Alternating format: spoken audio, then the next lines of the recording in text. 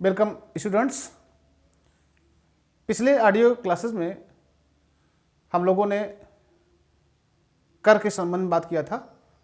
कर क्या होते हैं, कर का आशय क्या होता है, उसकी मीनिंग कैसे डिफाइन करते हैं हम कर को, और बेसिकली कर के क्या नियम होते हैं, क्या उसके उद्देश्य होते हैं, अर्थव्यवस्था में सरकार कर क्यों लगाती है।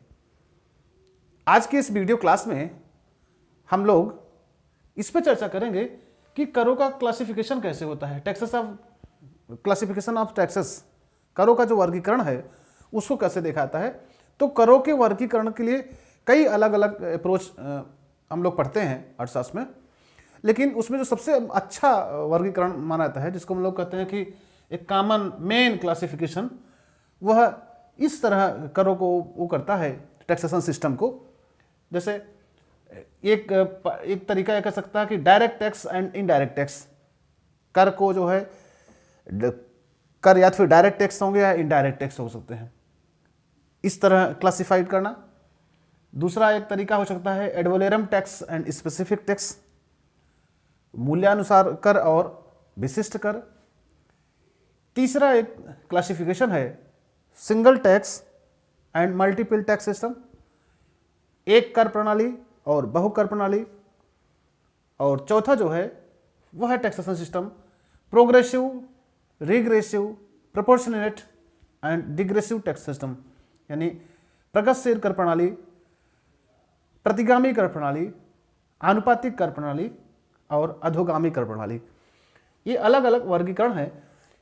ये आपसे अक्सर प्रश्न पूछे जाते हैं एग्जाम में, कभी कभी इससे ही पूछा जाता है क्वेश्चन, कभी इन सब में क्वेश्चन पूछा जाता है, छोटे क्वेश्चन बड़े क्वेश्चन में भी। तो हम लोग एक संक्षेप में एक चर्चा करेंगे इस वीडियो क्लास में इन टैक्सेशन का जो क्लासिफिकेशन किया गया है टैक्सेस का, उसके संदर्भ में कि कैसे इन सब का क्लासिफिकेशन किया गया है या कैसे इनको हम डिफाइन करते हैं। तो आइए हम लोग सबसे पहले देखते हैं कि डायरेक्ट टैक्स और इनडायरेक्ट टैक्स, जिसको हिंदी में कहते हैं प्रत्यक्ष कर और अप्रत्यक्ष कर, प्रत्यक्ष कर और अप्रत्यक्ष कर। यानी टैक्सेशन सिस्टम ऐसा हो कि उसमें डायरेक्ट टैक्स हो और इनडायरेक्ट टैक्स, कुछ टैक्स को डायरेक्ट टैक्स में रखा जाए, बाकी को इनडायरेक्ट टैक्सेस में रखा जाए। अब प्रश्न उठता है कि प्रत्यक्ष कर किसे कहते हैं और अप्रत्यक्ष कर किसे कहते हैं।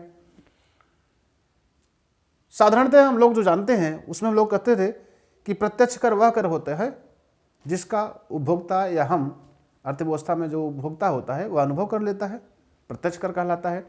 और अप्रत्यक्ष कर हम उसको मानते थे कि जिसका अनुभव प्रत्यक्ष नहीं होता, वह अप्रत्यक्ष कर कहलाता है। लेकिन अब यहाँ पर हम लोग जब हम लोग स्नातक पे आ रहे हैं, उच्च अध्ययन कर रहे हैं, तो यहाँ हम लोग प्रत्यक्ष कर और अप्रत्यक्ष कर को कर विवर्तन के आधार पर डिफाइन करते हैं, टैक्स शिफ्टिंग के आधार पर डिफाइन करते हैं। कैसे? टैक्स शिफ्टिंग पहले हम लोग समझ लेते हैं, टैक्स शिफ्टिंग है क्या। तो टैक्स शिफ्टिंग क्या होता है कि कर किसी एक पर लगाया जाए, किसी एक व्यक्ति पर कर लगाया जाए और वह कर किसी दूसरे व्यक्ति पर शिफ्ट कर दे। यानी ए पर कर लगाया जाए, जब ए पर कर लगाया जाएगा तो हम लोग जानते हैं जिस पर कर लगाया जाता है उसको अनिवार्य रूप से उसका भुगतान करना होता है। उसकी जवाबदेही होती है कि सरकार को उतने रुपए का भुगतान करे जितना रुपए सरकार उस पर टैक्स लगा रही है। तो सरकार के रिकॉर्ड में इस ए व्यक्ति का नाम रहेगा कि इसको ए अमुक राशि इतना टैक्स के रूप में देना है। अब अगर यह ए व्यक्ति उस कर की राशि को स्वयं न दे करके उसको बी से प्राप्त करे, यानी बी पर शिफ्ट कर दे, ए अपनी राशि, ए जो अपनी टैक्स की राशि है उसको स्वयं गवर्नमेंट को भुगतान न करके बी पर शिफ्ट कर दे। अब ये शिफ्ट कैसे कर रहा है देखिए, मान लीजिए ये इस पर कोई टैक्स लगा, जैसे मान लेते उत्पादन कर लगा, ये उत्पादन कर रहा है, प्रोड्यूसर है, और इसके जो उत्पाद है उस पर गवर्नमेंट ने 10% टैक्स लगाया हुआ है। यानी जो भी इकाई उत्पादित होगी जिसकी कास्ट 100 रुपये है उस पर 10 रुपये गवर्नमेंट का टैक्स हो जाएगा, वह 10 रुपये उस पर टैक्स गवर्नमेंट का बनता है। इसकी लाइबिलिटी है प्रोडक्शन पे 10%, यानी हर उत्पाद पे 10 रुपये गवर्नमेंट किसको चुकता करना है। लेकिन ये अगर बी व्यक्ति को जो बेच रहा है वही उत्पाद, अगर उसी उत्पाद को जो 100 रुपये में बेचता था, अगर उसी उत्पाद को 100 प्लस 10 यानी 110 में बेचे।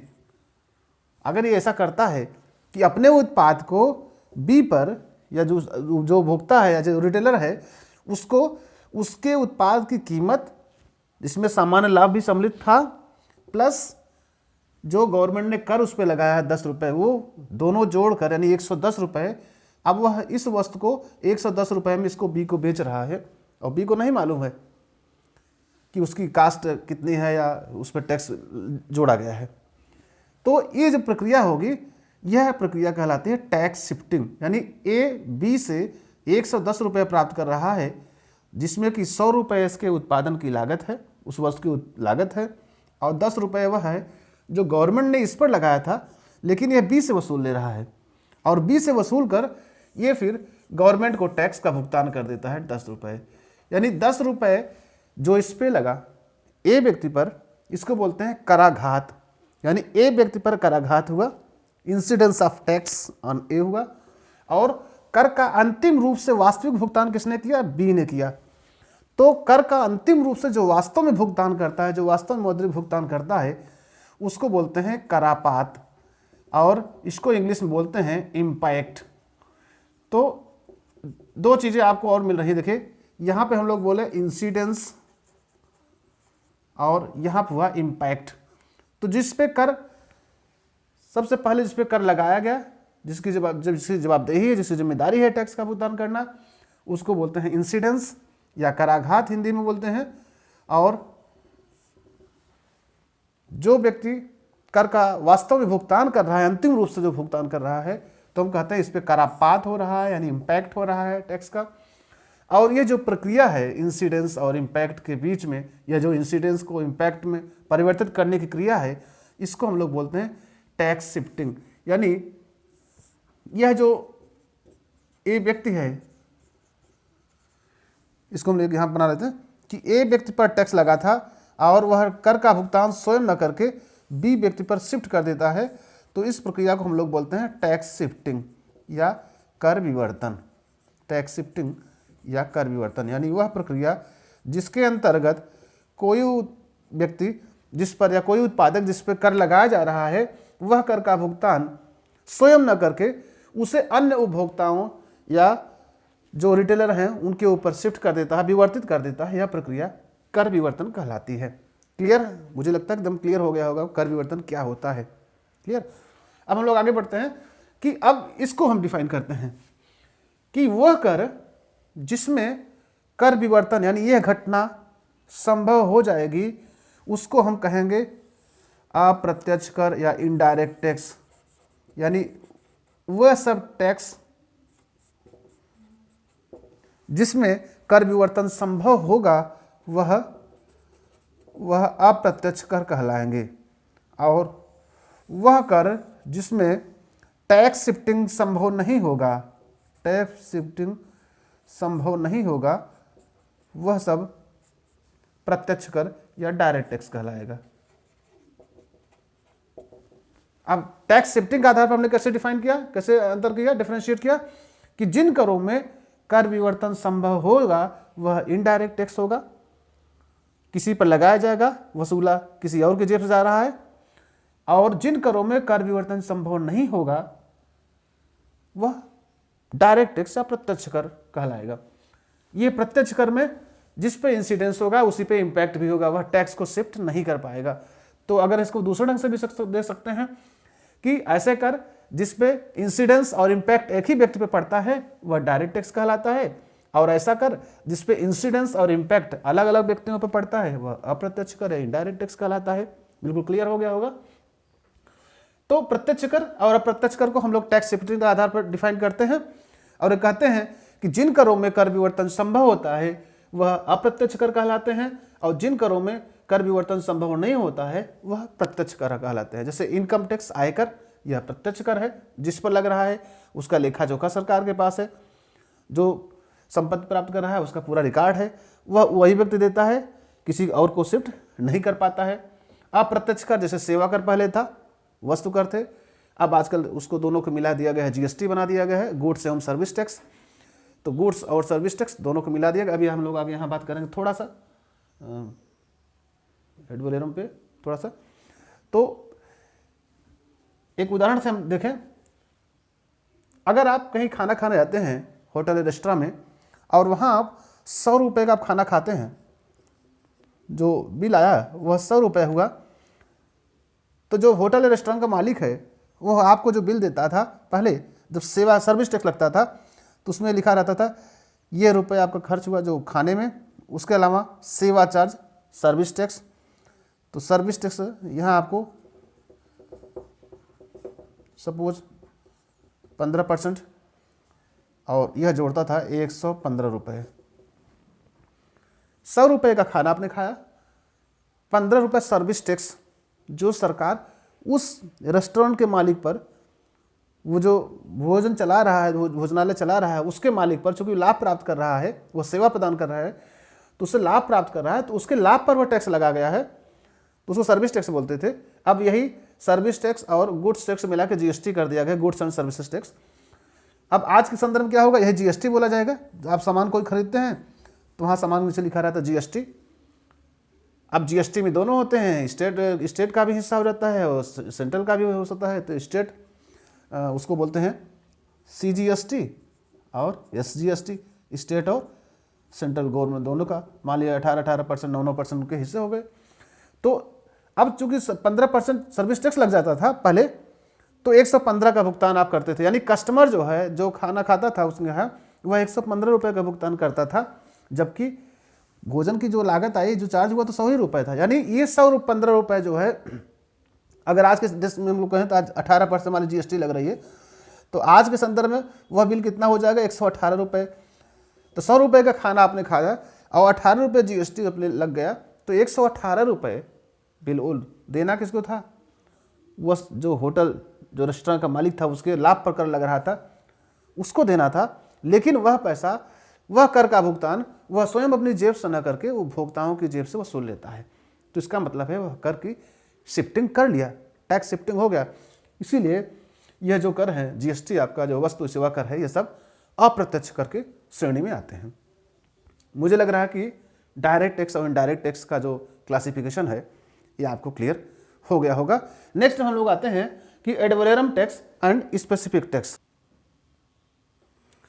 अब हम लोग आते हैं एड वैलोरम टैक्स और स्पेसिफिक टैक्स, इसको कैसे वर्गीकृत किया गया है।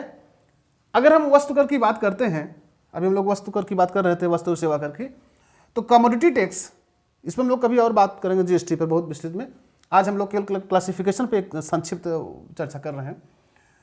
वस्तु पर अगर कर लगाया जाए तो वह दो आधार पर हो सकता है, एक तो उसके मूल्य के आधार पर हो सकता है, दूसरा उसके वेट या वजन के आधार पर हो सकता है, उसकी मात्रा के आधार पर हो सकता है, क्वांटिटी के आधार पर, वेट या क्वांटिटी के आधार पर हो सकता है।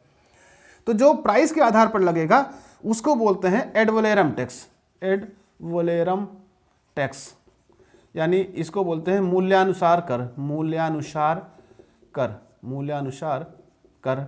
और जब उसके वेट या क्वांटिटी के आधार पर कर लगाया जाएगा तो उसको बोलते हैं स्पेसिफिक टैक्स, स्पेसिफिक टैक्स। इसको हिंदी में बोलते हैं विशिष्ट कर। तो यह कर प्रणाली जो है वह इस आधार पर है कि अमूमन जो टैक्स लगाया जाता है वह वस्तुओं पर ही लगता है, वस्तु या सेवा पर लगती है। तो या फिर उनके मूल्य के आधार पर टैक्स लगाया जाए या फिर उनकी वेट या क्वांटिटी के आधार पर टैक्स लगाया जाए। अगर मूल्य के आधार पर टैक्स लगाया जाएगा तो एड वैलोरम टैक्स कहलाएगा, मूल्यानुसार कर कहलाएगा। और जब उनके वेट या क्वांटिटी के आधार पर कर लगाया जाएगा तो उसको स्पेसिफिक टैक्स या विशिष्ट कर कहेंगे। ये प्रश्न अक्सर आपसे पूछे जाते हैं। अभी पिछली बार यूजीसी में जो क्वेश्चन आया था उसमें भी कहा गया था कि कोई प्रोडक्ट है उस पर उसकी वेट के अनुसार कर लगाया जाता है, तो यह किस प्रकार के कर का उदाहरण है, तो विशिष्ट कर का उदाहरण है। अब प्रश्न उठता है सरकार किसके आधार पर कर लगाती है या किस आधार पर कर लगाना ज़्यादा आसान है। तो प्राइस के आधार पर लगता है, प्राइस के आधार पर कर लगाना ज़्यादा आसान है। सरकार निश्चित करते 10% टैक्स लग रहा है या 20% टैक्स लग रहा है, तो उसी आधार पर 100 रुपये जिसकी कीमत होगी 110 रुपये उस पर टैक्स हो जाएगा, जिसकी 200 कीमत होगी उस पर उसका 10% यानी 20 रुपये टैक्स हो जाएगा। दूसरा मात्रा के अनुसार या भार के अनुसार कर हो सकता है, 1 kg पे इतना टैक्स लग रहा है तो 2 kg पे। अब सरलता की बात अगर हम लोग करते हैं तो ये ज़्यादा आसान हो लगता है, इसलिए कि हमको हर वस्तुओं की जो कर लगाने वाला अधिकारी है, जो कर निर्धारण करने वाला अधिकारी है, उसको नहीं मालूम होगा कि अलग अलग वस्तुओं की कीमतें क्या हैं। वो कीमतें बदलती भी रहती हैं टाइम टू टाइम। तो ये सरल तो लगता है, लेकिन उतना ही कैलकुलेशन में दिक्कत होगी, व्यवहारिक समस्या आएगी, क्योंकि सभी वस्तुओं की अलग अलग समय पर उनकी जो कीमतें हैं वह ज्ञात करना कठिन हो जाएगा। और ये आसान है वेट के आधार पर, क्वांटिटी के आधार पर, लेकिन दोनों का मिला जुला स्वरूप अक्सर मिलता है। कई बार ऐसा होता है कि कोई उत्पाद होता है, उसकी अलग अलग ब्रांड, अलग अलग कैटेगरी बना देते हैं। जैसे चाय की अलग अलग कैटेगरी बन जाती है, एक प्रीमियम पैकेट बना देते हैं, एक सामान्य बना देते हैं, एक कड़कदार बना देते हैं, इस तरह 3-4 उसकी वैरायटी बना देते हैं, ब्रांड बना देते हैं, और फिर सबकी अलग अलग प्राइस कर देते हैं। कोई 50 रुपये का 250 ग्राम, कोई 70 रुपये का, कोई 100 रुपये का 250 ग्राम बिक रहा है। तो फिर उस पर प्राइस के अनुसार भी कर देते हैं और वेट के अनुसार भी, हर 250 ग्राम पे इतने टैक्स लगने हैं। तो सरकार दोनों का मिला जुला स्वरूप भी अपनाती है, अपना सकती है, और अच्छी प्रणाली वही मानी भी जाती है। नेक्स्ट हम लोग बात कर रहे हैं कि ये क्या है, सिंगल टैक्स और मल्टीपल टैक्स सिस्टम। अगर टैक्सेशन सिस्टम ऐसा हो जिसमें सिर्फ एक प्रकार के कर हों, केवल एक कर हो, एक प्रकार का ही कर पूरी अर्थव्यवस्था में चल रहा हो, तो वह जो कर प्रणाली होगी वह सिंगल टैक्स सिस्टम कहलाएगी, एकल कर प्रणाली कहलाएगी, एक कर प्रणाली या एकल कर प्रणाली कहलाएगी। लेकिन अगर अर्थव्यवस्था में एक से अधिक टैक्स लग रहे हों, कई प्रकार के कर लग रहे हों, तो उसको मल्टीपल टैक्स सिस्टम, यह बहुल कर प्रणाली बोलते हैं। यानी उस अवस्था बोलेंगे कि वहाँ जो टैक्सेशन सिस्टम है वह मल्टीपल टैक्सेशन सिस्टम है। तो इस आधार पर वर्गीकरण किया गया है कि अगर एक कर चल रहा है अर्थव्यवस्था में तो सिंगल टैक्स सिस्टम, अगर एक से अधिक कर चल रहे हैं तो मल्टीपल टैक्सेशन सिस्टम, बहुकर प्रणाली बोला जाएगा। अब हम लोग आते हैं कि जो सबसे महत्वपूर्ण है, progressive, regressive, proportionate and degressive tax system. यह जो कर प्रणाली है इसमें 2 आधारों पर चर्चा किया गया है, इनको क्लासिफाइड किया गया है, अलग अलग डिफ्रेंशिएट किया गया है। एक तो कर की दर और एक कर का जो आधार है, और कर का आधार हम लोग यहाँ मान ले रहे हैं आय है, इनकम, और ये कर की दर जो है आर।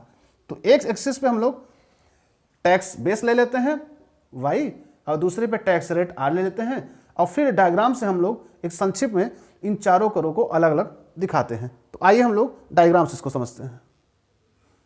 आइए समझते हैं प्रगतिशील, प्रतिगामी, आनुपातिक और अधोगामी कर प्रणाली को। हमने एक डायग्राम बना लिया है, इस पे हमने कर आधार लिया है वाई, और इनकम है कर टैक्स आधार, और यहाँ पर कर की दर है जिसको हम लोग आर से दिखा रहे हैं इस एक्सिस पे। अब अगर ऐसी कर प्रणाली जिसमें, देखिए हम एक कर प्रणाली ले रहे हैं जिसमें, इसको हम लोग विस्तृत चर्चा करेंगे आगे, यहाँ पे लोग संक्षिप्त वर्गीकरण में बात कर रहे हैं।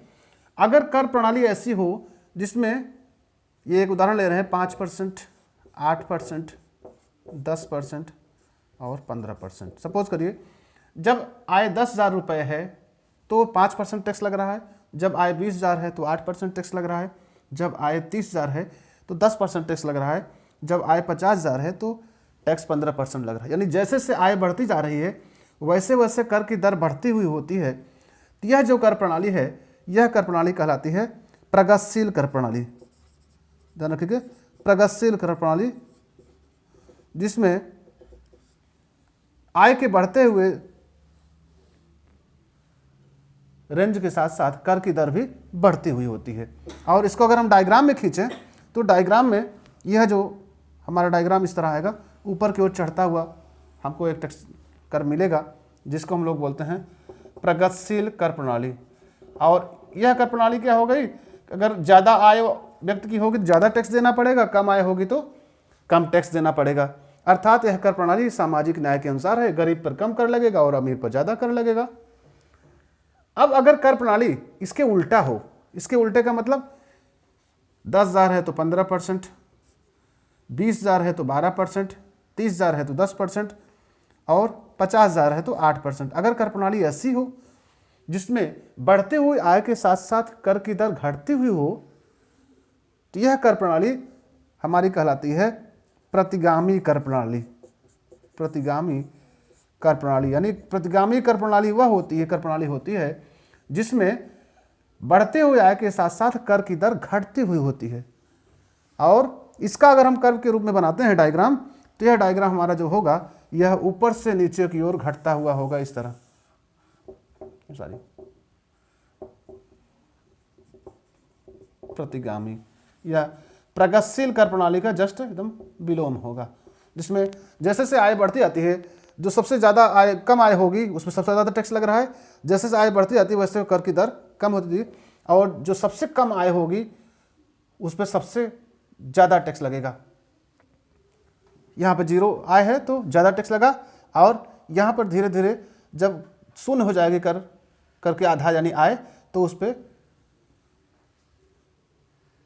जो 10,000 रुपये है वहाँ 15% लग रहा है, 20,000 पे 12% लग रहा है, 30,000 पे 10% और 50,000 पे 8%, यानी बढ़ते हुए आय के साथ साथ कर की दर घटती जाती है।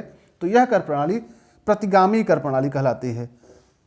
अब तीसरी कर प्रणाली हम लोग बात करते हैं आनुपातिक कर प्रणाली।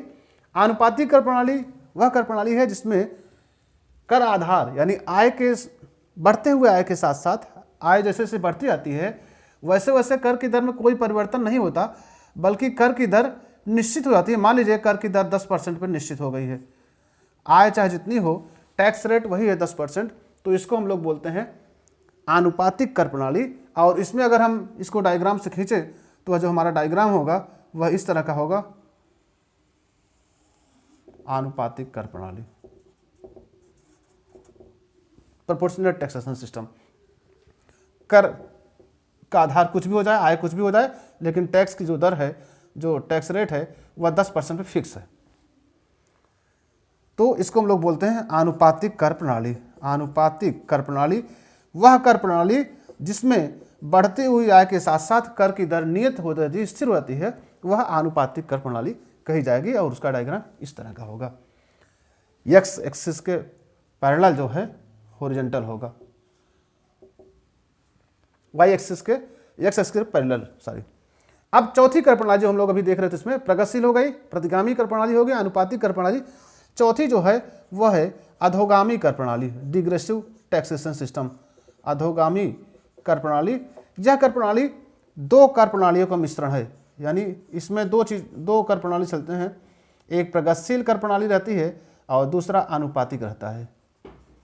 यानी जो अधोगामी कर प्रणाली है इसमें दो कर प्रणालियों का मिश्रण होता है, प्रगतिशील और आनुपातिक। प्रगतिशील का मतलब है कि आय के साथ साथ कर की दर बढ़ती हुई होती है, और आनुपातिक का मतलब होता है कि कर की दर निश्चित हो जाती है। तो ऐसी कर प्रणाली जिसमें कुछ सीमा तक तो आय के साथ साथ कर की दर बढ़ती हुई होती है, लेकिन उसके बाद कर की दर जो है आनुपातिक हो जाती है, निश्चित हो जाती है, वह अधोगामी कर प्रणाली कहलाती है। यानी इस तरह होगा, मान लीजिए 10,000 है तो उसमें टैक्स की दर जो है 8% है, 20,000 पे 10% है, और फिर 30,000 पे 12% है, और उसके बाद 12% फिक्स हो जाती है। अब आय या 15% फिक्स हो गई और 15% फिक्स ही चली जा रही है। अब आय कुछ भी हो जाए, 1 लाख 1 करोड़, लेकिन वो 15% पे फिक्स है। तो शुरू में कर की दर जैसे जैसे आय बढ़ती गई वैसे वैसे कर की दर बढ़ती हुई है, लेकिन एक सीमा के बाद फिर वह स्थिर हो जाती है। तो यह जो कर प्रणाली है उस कर प्रणाली को हम लोग बोलते हैं अधोगामी कर प्रणाली, जिसमें कुछ सीमा तक प्रगतिशीलता के गुण रहेंगे, यानी यह ऊपर की ओर चढ़ती हुई आय के साथ होगी, और उसके बाद यह मान लीजिए 15% 20% पे कर की दर फिर आनुपातिक हो जाती है। तो यह इस तरह स्थिर हो जाएगी, इसको बोलते हैं अधोगामी कर प्रणाली। अधोगामी कर प्रणाली, जैसे अपने यहाँ इनकम टैक्स सिस्टम में है कि पहले कुछ सीमा तक तो टैक्स की दर अलग अलग स्लैब है बढ़ते हुई होती है, उसके बाद कर की दर निश्चित हो जाती है, तो वो अधोगामी कर प्रणाली का एक उदाहरण हो जाता है। तो यहाँ हम लोगों ने एक संक्षेप में एक उदाहरण से लेते हुए चारों कर प्रणालियों को डिफ्रेंशिएट किया, प्रगतिशील, प्रतिगामी, आनुपातिक और अधोगामी। और आशा है कि आप लोग इस वर्गीकरण को अच्छी तरह समझ गए होंगे। अगले वीडियो में या किसी अन्य वीडियो में हम लोग इस सब पे, इन कर प्रणालियों पर विस्तृत चर्चा करेंगे और आप लोग इसको तैयार करते रहेंगे। ठीक है, नेक्स्ट में हम लोग मिलते हैं अगली वीडियो में। Thank you.